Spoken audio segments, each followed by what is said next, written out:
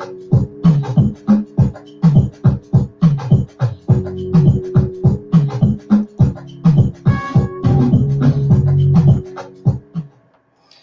for joining me in about exclusive to Click Naija online radio where we explore happenings in Abuja, environs, eyewitness report, news stories, and even gossip. What's going on in your area? Please feel free to gist me.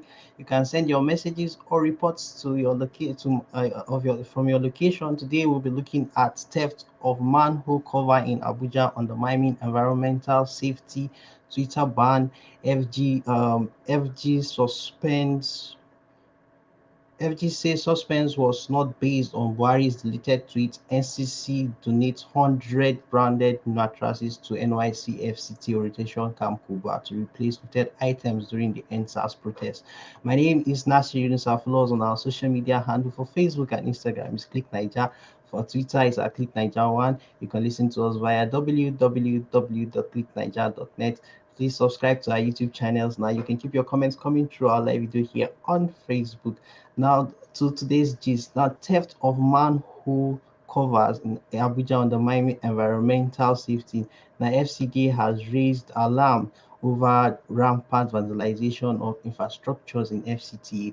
The increasing rate at which the roads, furnitures, and sundry facilities in Abuja, the federal capital FCT, are stolen has become a source of worry not only to the government but also to residents who are directly impacted by the absence of such facilities. Now, currently, a number of roads in our FCT have been raided of facilities like the lamp stands, the manholes, the water chambers covers, the covered steel rails, the gully ports, the telecommunication dodge. This menace, which is happening at an unprecedented rate, contribute immensely to the country's running foul of the United Nations Sustainable Development Goals number 17, which mandated countries to focus attention on building communities that can take care of themselves with the right resources that translates to good housing, transport infrastructure, and social care for citizens by the year 2030.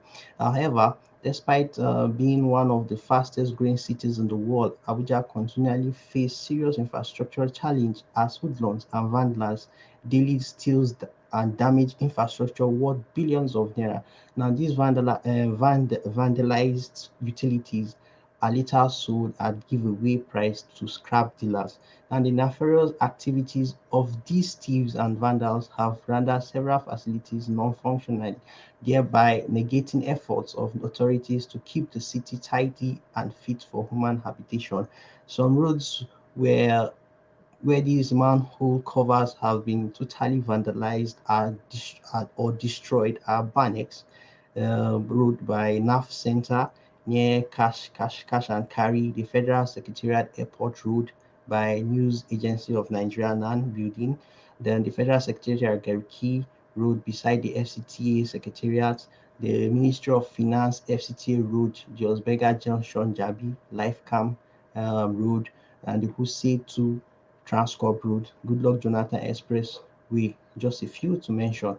Now, some residents who spoke to reporters lamented the government's inability to maintain infrastructures already put in place in the nation's capital, just as they stressed that the open manhole pose serious danger to unsuspecting members of the public.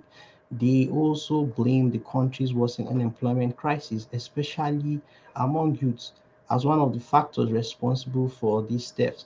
Now, for Mrs. Nnameka Obiora, a businesswoman at Hussein International Market, Abuja, recalled how she, on December 14, 2020, ran into an open hole along Federal Secretariat Airport Road by Bolingo Hotel.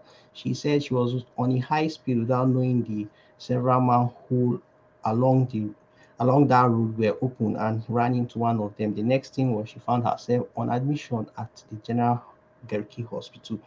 At An engineer further explained that the FCT authority had set up a committee to take inventory and audit of all vandalized manhole and other infrastructure facility with a view to computing the cost of the replacement.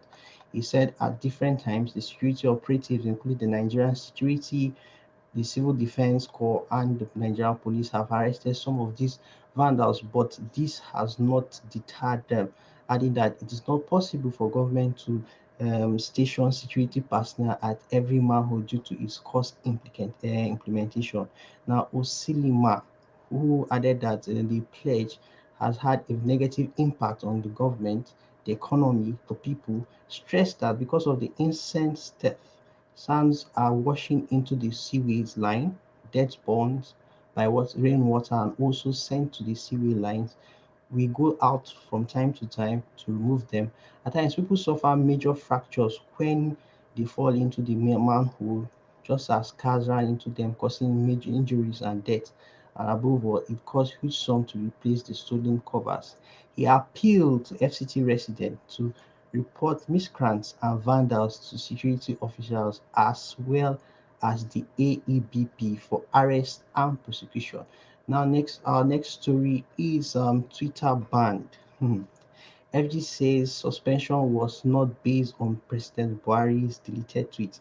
Now, the Office of the Presidency released a statement on the recent ban of tweets operation in Nigeria, stating that the temporary suspension was not based on the removal of the presidential tweets, but a litany of problems with the social media platform in Nigeria where misinformation and fake news are spread.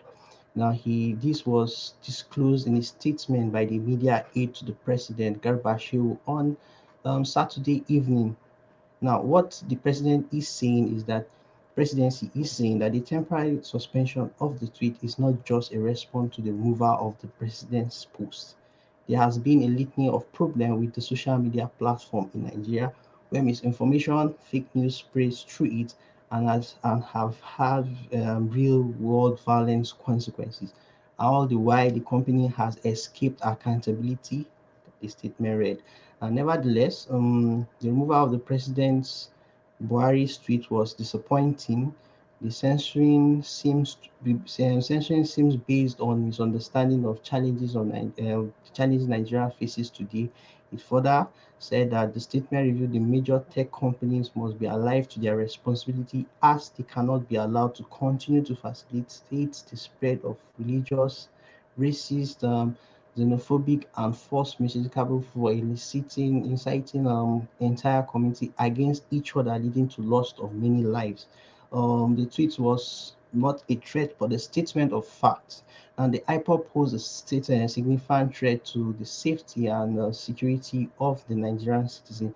Now, when the president said that they will be treated in a language they understand, he merely reiterated that their force shall be met with force. It's a basic principle of security service response world over, she will explain.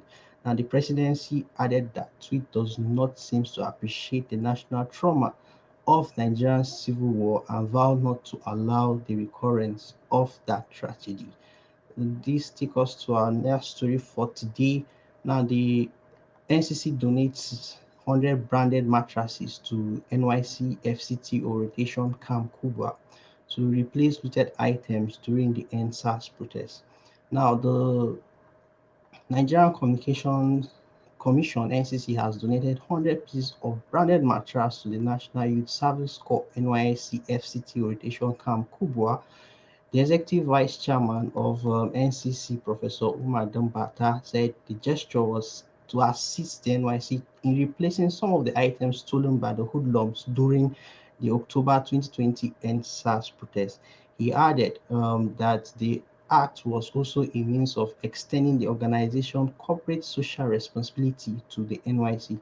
Now, speaking to the occasion at the occasion on Friday, Dambata said, I'm delighted to be here at the FCT National Youth Service Orientation Camp, Kubwa, where we are here today to share you in your loss and to support the replacement of some of your items scattered away by hoodlums during the NSAS protest of October 27, 2020. Now, the Commission is here to present to you with 100 pieces of mattresses for the use of the core members. This is one of the acts of the Commission numerous corporate social responsibility. Now, the youth, as we know, play a great role in national building. They contribute to national development and are responsible for bringing social reform. As the saying goes, the youth of a country is the future of a country. Now, the Commission has a foremost regulator in Nigerian telecom industry, has been supporting the youth through various projects and activities aimed at making them self-reliant and enhance their contribution to the economy. One of such program is the Innovators. I am particularly elated, said the commandant of the camp, at the solidarity and support shown by the NCC to the NYC family, especially as regards to welfare of core members deployed to the FCT for the mandatory one-year service to the nation. Now, Mr. Sharma, sir, October 27, 2020 can best be described as a sad day for the scheme as the NSAS protesters under the guise of searching for palliative destroy and looted valuable camp facilities including furnitures, cooking utensils, mattresses, electronics and computers worth millions of naira. Now the miscreant left us devastated, undoubted, and as we picked up the pieces and commenced the process of replacing some of the stolen items. Now efforts were made to reach out to the corporate organization for support. Some made promises, but NCC lived to the expectation undelivered. Now, I am happy to receive 100 mattresses donated by the NCC to alleviate the gaps created by the miscreants. Now, the generosity of NCC is coming at a time it is needed most, especially with the rotation camp in section. Now, on behalf of the Director General, staffs, and core members, I wholeheartedly express my profound gratitude to Nigerian Communication Commission (NCC) for coming to the aid in NYC and investing in the Nigerian youth. We shall forever remember this gesture and fervently hope that the relationship between our two organizations shall grow from strength to strength, the commandant added. Now, that is the end of our show for today. Thanks to everyone who viewed us here on Facebook. We'll be back next week with another edition on Click Niger Online Radio. If you missed any of our show, you can watch everything on our YouTube channel. My name is Nasir Yunusa. Stay safe and bye. It is.